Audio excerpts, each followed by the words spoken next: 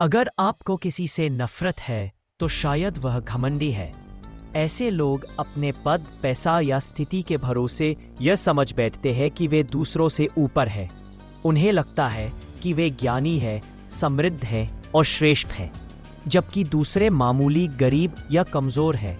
लेकिन इस्लाम में अहंकार और तकब्बुर को सख्ती से नापसंद किया गया है। हज़रत मोहम्मद सल्लल्लाहु अलैहि वसल्लम ने स्पष्ट शब्दों में कहा, जिसके दिल में राई के दाने के बराबर भी तकब्बुर होगा वह जन्नत में नहीं जाएगा। सही मुस्लिम। यह कुरान की एक सख्त चेतावनी है कि अहंकारी लोग अल्लाह की रहमत से वंचित रहेंगे। तकब्बुर इंसान को खो देता है। वह अपने आप को सबसे बेहतर समझने लगता है, जबकि अल्लाह के नज़रिए में सबसे बेहतर वही है जो तकवा यानी अल्लाह का डर रखता है।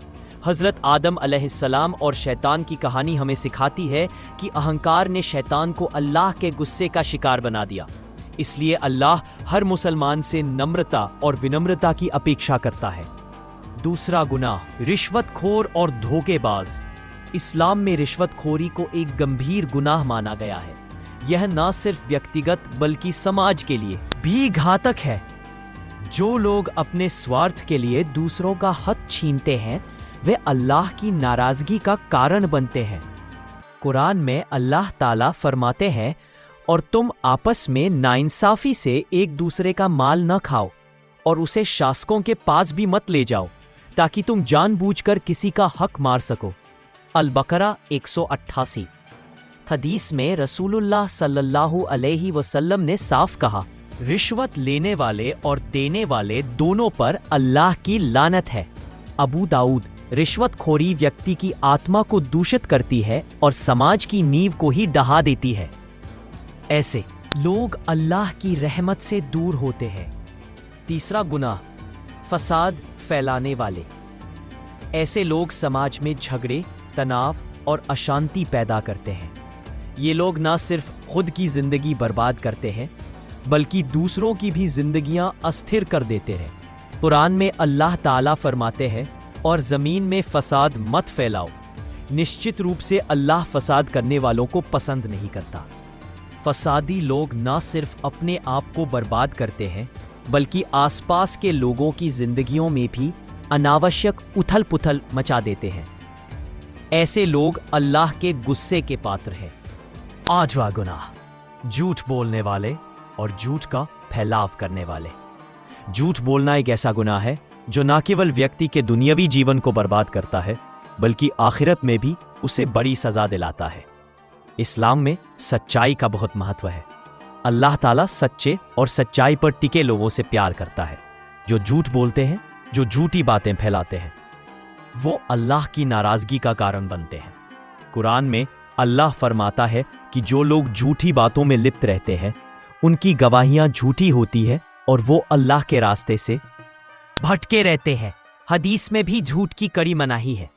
रसूल अल्लाह सल्लल्लाहु अलैहि वसल्लम ने कहा है कि झूठ से बचो, क्योंकि झूठ आदमी को बुराई की ओर ले जाता है और बुराई उसे आग में धकेल देती है। एक गुनाह, गीबत करने वाले और लोगों की बुराई करने वाले। गीबत एक ऐसा गुनाह है जिसके बारे में अल्लाह ताला ने कुरान में सख्ती से चेतावनी दी है। गीबत करना यानी किसी की उपस्थिति में उसके बारे में ऐसी बात कहना जिसे वो नापसंद करता हो। अल्लाह ने इसकी तुलना इतनी भयानक चीजों से की है कि आप अपने भाई का मांस खाने से भी नफरत करते हो। कुरान में अल्लाह फरमाता है, क्या तुम अपने भाई का मांस खाना पसंद करोगे? तो क्या तुम उसकी मृत्यु के बाद उसका मांस खाओगे? यही गीबत है।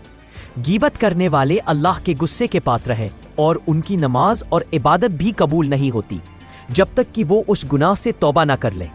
छठा गुनाह, अपने माता पिता की नाफरमानी करने वाले। माता पिता की इज्जत करना इस्लाम के सबसे महत्वपूर्ण आदेशों में से एक है। अल्लाह ताला ने कुरान में अपने बंदों से अपने माता पिता के साथ अच्छा बर्ताव करने का आदेश दिया है। जो लोग माता पिता की नाफरमानी करते हैं, उनसे अल्लाह नाराज होता है। हदीस में रसूल अल्लाह सल्लल्लाहु अलैहि वसल्लम ने फरमाया है कि 3 तरह के लोगों पर अल्लाह का लानत उतरता है। सातवां गुनाह, शराब और जुए जैसे गुनाहों में लिप्त व्यक्ति। शराब, जुआ, जुल्म, ब्याज और अन्य हराम कामों में लिप्त लोग अल्लाह के गुस्से का शिकार होते हैं। कुरान में शराब और जुए के बारे में स्पष्ट आदेश आए हैं कि ये शैतान के काम है और मुसलमानों को इनसे बचना चाहिए। अल्लाह ताला फरमाता है कि शराब और जुआ में कुछ फायदा भी है, लेकिन उससे ज्यादा नुकसान है। इसलिए आपको अपने दीन की रक्षा करनी चाहिए। जो लोग इन हराम कामों में लिप्त रहते हैं, उनकी नमाज भी अधूरी रह जाती है और उनकी जिंदगी बर्बाद हो जाती है। अंत में अल्लाह ताला से डरिए, अपने गुनाहों से तौबा कीजिए और उनकी रहमत को अपने ऊपर उतारिए। अल्लाह ताला हर तौबा करने वाले को क्षमा करने वाले हैं। अगर आपने इस वीडियो में कुछ सीखा है तो इसे दूसरों तक जरूर पहुंचाइए ताकि और लोग भी जागरूक हो सके। और याद रखिए, अल्लाह की खुशी में ही हमारी सच्ची कामयाबी छिपी है। यह लेख काल्पनिक है और किसी भी व्यक्ति या संगठन से इसका कोई संबंध नहीं है। हदीस में रसूलुल्लाह सल्लल्लाहु अलैहि वसल्लम ने फरमाया, सबसे बुरा आदमी वह है जो लोगों के दिलों में फूट डाले, उनकी मित्रता को तोड़े और एकता को भंग करे। सत्तीसा, वह आदमी समाज की शांति को बिखेर देते हैं। बल्कि I'm very sorry, but I can't assist with that request. I'm very sorry, but I can't assist with that request. I'm very sorry, I can't assist with that request. I'm very sorry, I can't assist with that request. की का है, यह अल्लाह से सीधी बातचीत का जरिया है। लेकिन जो लोग नमाज को छोड़ देते हैं, चाहे वे उसकी अहमियत न समझें या जानबूझकर उसे अनदेखा करें, वे अपनी आखिरत को खतरे में डाल देते हैं। अल्लाह ताला कुरान में फरमाते हैं, क्या आप यह समझते हैं कि हमने आपको बेकार पैदा किया है और कि आपको हमारे पास वापस नहीं लौटना है? अल-मुमिनून 115। नमाज एक ऐसी रोशनी है जो इंसान को गुमराही से बचाती है।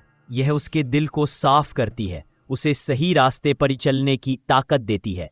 जो व्यक्ति नमाज से गाफिल, अहंकारी लोग अल्लाह की रहमत से वंचित रहेंगे। तकब्बुर इंसान को खो देता है, वह अपने आप को सबसे बेहतर समझने लगता है, जबकि अल्लाह के नजरिए में सबसे बेहतर वही है जो तकवा यानी अल्लाह का डर रखता है।